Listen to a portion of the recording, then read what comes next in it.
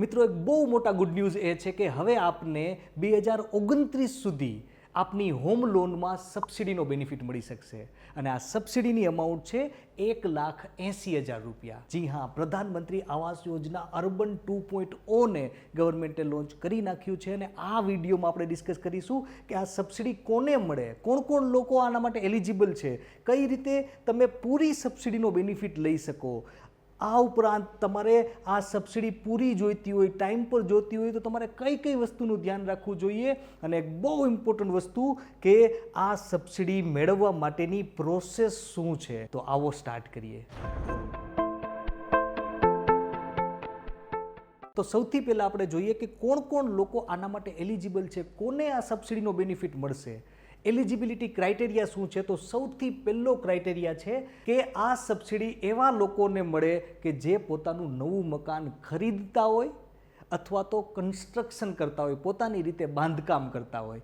આ બધા લોકોને આ સબસિડીનો બેનિફિટ મળી શકે, પહેલો ક્રાઇટેરિયા. બીજો ક્રાઇટેરિયા શું છે કે આ સબસિડી કેવલ એવા ફેમિલીઝને મળી શકે કે જેમની ટોટલ કમ્બાઇન્ડ વાર્ષિક આવક 9 લાખ રૂપિયાથી વધારે ના હોય. આમાં ફેમિલીમાં કોને કોને કન્સિડર કરવામાં આવે તો કે હસબન્ડ, વાઈફ અને એના અપરિણિત એટલે કે અનમેરિડ જે ચિલ્ડ્રન હોય ને એને બધાને એક ફેમિલી તરીકે કન્સિડર કરવામાં આવે. અને આ બધાની મળીને ઇન્કમ જો 9 લાખ રૂપિયા કરતાં વધારે હોય તો સબસિડી ના મળે.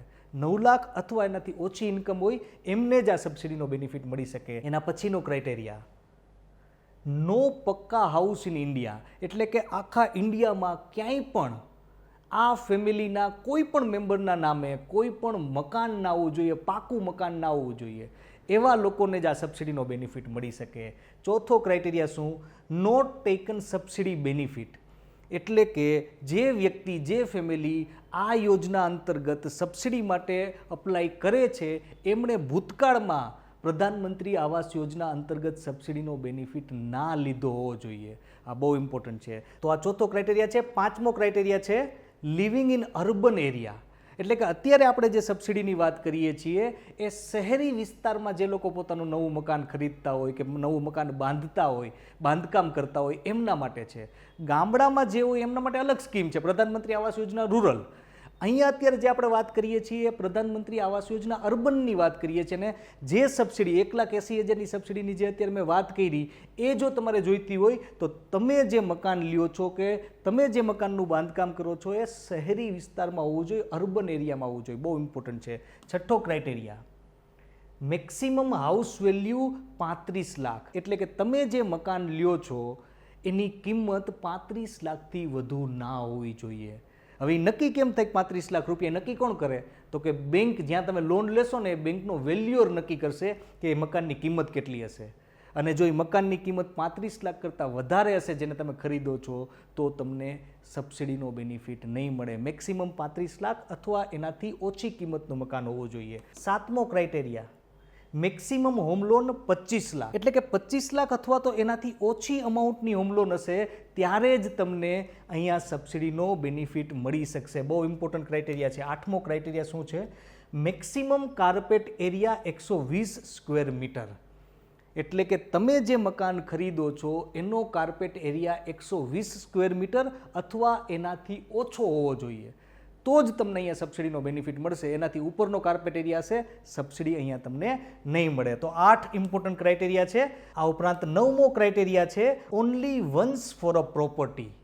આ બહુ ઇમ્પોર્ટન્ટ ક્રાઇટેરિયા છે. પહેલાં આજની જે સ્કીમ હતી ને એમાં આ ક્રાઇટેરિયા હતો જ નહીં.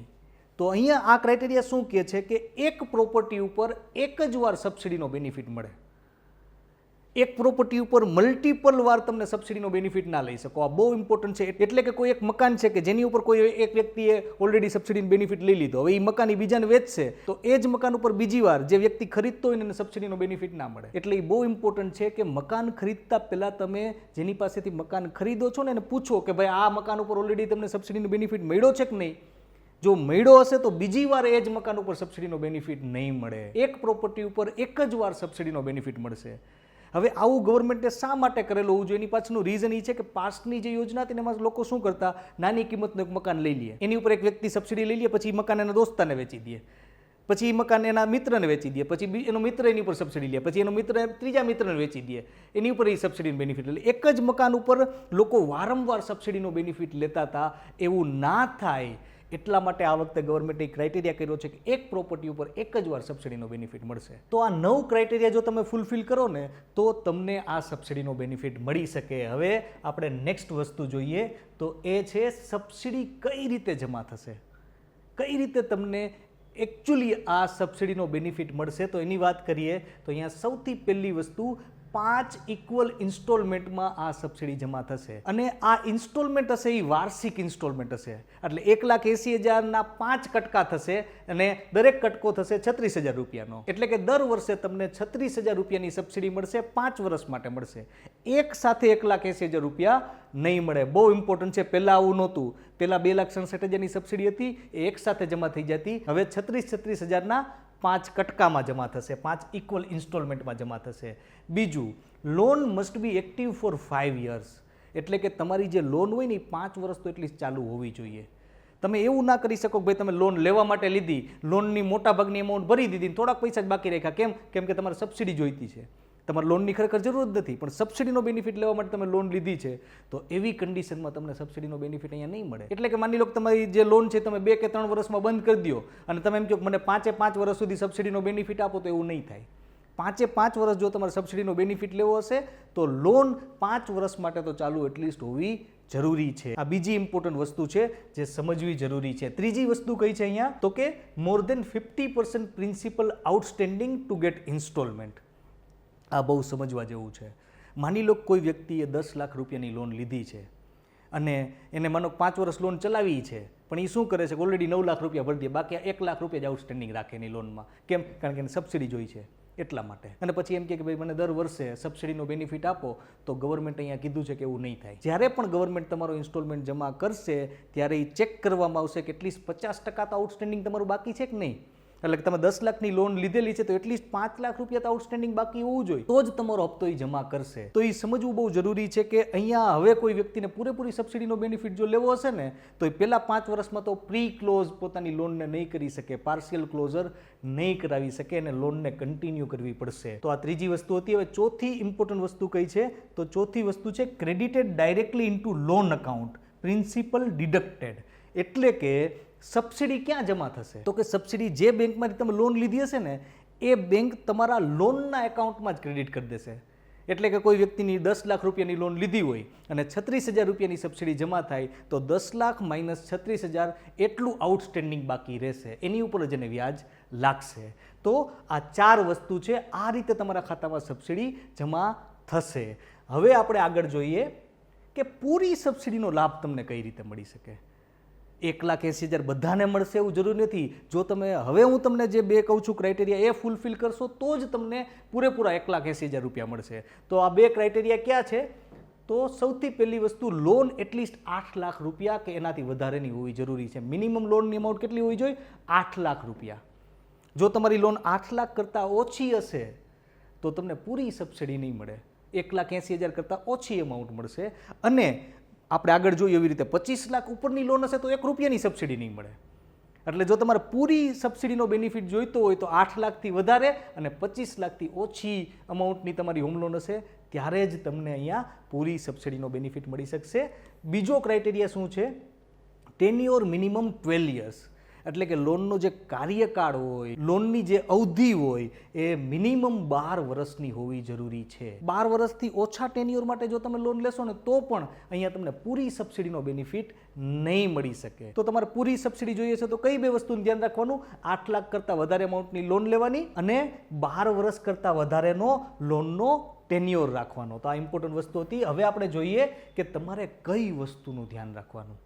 હવે જે વસ્તુ હું તમને કહું છું ને એનું તમે ધ્યાન રાખશો ને તો તમને પૂરી સબસિડી મળશે, તમને મળેલી સબસિડી પાછી નહીં જાય અને તમારી આખી સબસિડીની પ્રોસેસ છે ને એ સ્મૂધલી તમે પૂરી કરી શકશો. તો કઈ વસ્તુ છે તો અહીંયા સૌથી પહેલી વસ્તુ છે registered demand through unified web portal. ગવર્મેન્ટે આ વખતે એક યુનિફાઈડ વેબ પોર્ટલ ડિઝાઇન કરેલું છે અને આ જે વેબ પોર્ટલ છે ને એની લિંક તમને PMAYની ઓફિશિયલ વેબસાઇટ ઉપરથી મળી જશે. અત્યારે આની ઉપર કામ ચાલે છે. અત્યારે તમે જશો વેબસાઇટ ઉપર તો નહીં મળે, પણ બની શકે કે થોડાક દિવસો પછી તમે ચેક કરો તો તમને યુનિફાઈડ વેબ પોર્ટલની ત્યાં લિંક મળશે. અને એઝ અ કસ્ટમર તરીકે તમારે સબસિડી માટે અહીંયા ઇનિશિએશન કરવું પડશે, તમારી જાતને રજિસ્ટર કરાવવી પડશે. એકવાર તમારી લોન કમ્પ્લીટ થઈ જાય પછી તમારે આ પોર્ટલ ઉપર રજિસ્ટર કરવું જરૂરી છે. જેવું આ પોર્ટલ એક્ટિવેટ થશે પછી એમાં કઈ રીતે તમારે રજિસ્ટર કરવાનું, કઈ કઈ વસ્તુનું ધ્યાન રાખવું, એના રિલેટેડ ડિટેલ વિડીયો પણ આપણે આ ચેનલમાં પોસ્ટ કરશું. તો હજી સુધી તમે આ જો ચેનલને સબસ્ક્રાઇબ નથી કરેલી તો જરૂર કરજો અને બેલ આઇકોનને પણ ક્લિક કરજો, જેથી તમને દરેકે દરેક ઇમ્પોર્ટન્ટ ઇન્ફોર્મેશન છે એ ટાઈમલી બેઝિસ ઉપર મળતી રહે. તો આ પહેલી વસ્તુ હતી. બીજી વસ્તુ કઈ છે? Bank transfer is not eligible. બહુ ઇમ્પોર્ટન્ટ વસ્તુ છે. એકવાર માની લો કે તમે કોઈ બેંકમાંથી હોમ લોન લઈ લીધી અને પછી એમ કહો કે ભાઈ હવે મારે બેંક ટ્રાન્સફર કરી નાખવી છે, કારણ કે જે તે બેંકમાં મારી લોન ચાલે છે એનું રેટ ઓફ ઇન્ટરેસ્ટ વધારે છે, મારે બેંક ચેન્જ કરી નાખવી છે. તો જો તમે એવું કરશો, બેલેન્સ ટ્રાન્સફર કરાવશો, બેંક સ્વિચ કરશો, બેંક ટ્રાન્સફર કરાવશો, તો તમને અહીંયા સબસિડીનો બેનિફિટ નહીં મળી શકે. એટલે કે જો તમારે સબસિડીનો બેનિફિટ જોઈતો હોય તો 5 વર્ષ સુધી તમારે એક જ બેંકમાં ટકી રહેવું પડશે. બેંક સ્વિચિંગ અહીંયા અલાઉડ નથી. હવે આનાથી બની શકે કે કસ્ટમરને થોડું ઘણું નુકસાન જાય, કારણ કે કોઈ જનરલી કેવું થતું હોય કે કોઈ કસ્ટમર કોઈ એક બેંકમાંથી હોમ લોન લઈ લે, પછી એનો જો રેટ ઓફ ઇન્ટરેસ્ટ વધારે હોય ને તો એની બેંકને કહે કે ભાઈ કાં તો તમે મારો રેટ ઓફ ઇન્ટરેસ્ટ ઘટાડી દો, નહીં તો હું બીજી બેંકમાં ચાલ્યો જઈશ. તો જેને કારણે શું થાય કે એને આઈડિયલ જે રેટ ઓફ ઇન્ટરેસ્ટ હોય, લોએસ્ટ જે રેટ ઓફ ઇન્ટરેસ્ટ હોય એ મળતો રહે. પણ અહીંયા હવે કસ્ટમર એવું નહીં કરી શકે. જો કસ્ટમર પોતાની બેંકને ચેન્જ કરશે સબસિડી નહીં મળે. એનો મતલબ શું થયો કે જે બેંકમાં એને લોન લીધી એ બેંકવાળા એને રેટ ઓફ ઇન્ટરેસ્ટ વધારે કે ઘટાડે, વોટેવર જે કરે 5 વર્ષ ત્યાં રહેવાનું, તો જ સબસિડીનો બેનિફિટ મળશે. એટલે અહીંયા આગળ જતાં એવું પણ પોસિબિલિટીઝ થાય કે જો કસ્ટમર એકને એક બેંકમાં ટકી રહે ને તો જેટલી સબસિડીનો લાભ મળે ને એટલું તો વધારે વ્યાજ એ પોતાની બેંકમાં ચૂકવી દે. ઘણીવાર NBFCમાંથી પણ કસ્ટમર લોન લેતા હોય, ઘણીવાર હાઉસિંગ ફાઇનાન્સ કંપનીમાંથી પણ કસ્ટમર લોન લેતા હોય. તો એમાંથી લીધી હોય તો પણ એને 5 વર્ષ ત્યાં ટકી રહેવું પડશે. એટલે ઘણા કેસમાં આ કસ્ટમર માટે ફાયદાકારક ના પણ સાબિત થાય. પણ અત્યારે આ યોજના અંતર્ગત આ વસ્તુ છે કે તમારે બેંક ટ્રાન્સફર તમે ના કરી શકો. આ બીજો ઇમ્પોર્ટન્ટ ક્રાઇટેરિયા છે. ત્રીજો, claim through first bank only. અહીંયા પણ કસ્ટમરના હાથ બંધાઈ જાય છે. માની લો કે કોઈ એમ વ્યક્તિ એમ કે ભાઈ અત્યારે મારી લોન બેંકમાં નથી થતી, હું હાઉસિંગ ફાઇનાન્સ કંપનીમાં અત્યારે લોન લઈ લઉં, વર્ષ દિવસ પછી મારી જે લોન છે એને હાઉસિંગ ફાઇનાન્સ કંપનીમાંથી હું બેંકમાં સ્વિચ કરી નાખીશ. અને એકવાર બેંકમાં આવ્યા પછી કે જ્યાં મારો રેટ ઓફ ઇન્ટરેસ્ટ લોએસ્ટ હશે, એકવાર એ બેંકમાં આવ્યા પછી હું અહીંયા મારી જે સબસિડીની પ્રોસેસ છે ને ઇનિશિએટ કરીશ, જેને કારણે મને રેટ ઓફ ઇન્ટરેસ્ટ ઓછો મળે અને મને સબસિડીનો બેનિફિટ પણ મળે. જો કોઈ કસ્ટમર એવું વિચારતો હોય ને તો એવું પણ અહીંયા નહીં કરી શકે. અહીંયા ગવર્મેન્ટે ચોખ્ખું કીધેલું છે કે જે બેંકમાંથી તમે લોન લ્યો છો ત્યાંથી જ એ વખતે જ તમારે સબસિડી માટે ઇનિશિએટ કરવાનું છે. જો તમે ત્યાંથી ના કર્યું, કોઈ બેંકમાં તમે સ્વિચ કરી નાખ્યું અને ત્યાંથી તમે સબસિડી માટે ઇનિશિએશન કરશો, રજિસ્ટર કરાવશો, તો પણ તમે સબસિડી માટે એલિજિબલ નહીં થાવ. તો પહેલી બેંકમાંથી જ તમારે સબસિડીની પ્રોસેસ કરવાની રહેશે. તો આ પણ કસ્ટમર માટે ઘણીવાર નુકસાનકારક સાબિત થઈ શકે. તો આ ત્રીજી ઇમ્પોર્ટન્ટ વસ્તુ છે કે જે એઝ અ કસ્ટમર તમારે સમજવી જરૂરી છે. ચોથી વસ્તુ કઈ છે કે loan must be sanction and disbursed on or after 1 September 2024. એટલે કે 1 સપ્ટેમ્બર 2024 પછી જો તમારી લોન સેન્કશન અને ડિસબર્સ થઈ હશે તો જ તમને આ સબસિડીનો બેનિફિટ મળશે. એની પહેલાં તમારી લોન ડિસ્બર્સમેન્ટ થયેલું હશે, સેન્કશન થયેલું હશે, તો તમને અહીંયા 1,80,000ની જે સબસિડી છે એનો બેનિફિટ નહીં મળે. તો આ ચોથી વસ્તુ છે. પાંચમી વસ્તુ કઈ છે? Approved layout plan must be submitted. એટલે કે જેવી તમે બેંકમાં લોન કરાવો ત્યારબાદ એ બહુ જ જરૂરી છે એઝ અ કસ્ટમર કે તમે તમારા મકાન જે છે એનો અપ્રુવડ લેઆઉટ પ્લાન છે ને એ તમારી બેંકમાં તમે સબમિટ કરાવો. જો તમે એ સબમિટ નહીં કરાવો તો પણ તમને અહીંયા સબસિડીનો બેનિફિટ નહીં મળે. તો આ પાંચમી વસ્તુ છે. અને છઠ્ઠી અને છેલ્લી વસ્તુ કઈ છે? Jio tagging of house. અહીંયા ગવર્મેન્ટ એવું એન્શ્યોર કરવા માગે છે કે ભાઈ એક મકાન ઉપર કસ્ટમરને મલ્ટિપલ વાર સબસિડી નહીં મળે ને એટલા માટે અહીંયા જીઓ ટેગિંગ થશે હવે મકાનનું. એટલે કે જીઓ ટેગિંગ એટલે શું કે જેવી તમારી મકાનની લોન થાય ને પછી તમારા મકાનનો એક ફોટો પડે, જીઓ ટેગિંગ વાળો ફોટો, કે જેમાં મકાનનું લોકેશન હોય અને બધી ડિટેલ હોય, કે જેના દ્વારા એ પ્રિસાઇઝલી લોકેટ થઈ શકે કે તમારું મકાન એક્ઝેક્ટલી ક્યાં આવેલું છે. અને જે ફોટો છે ને એ તમારે આ યુનિફાઈડ વેબ પોર્ટલમાં સબમિટ કરવાનો રહેશે.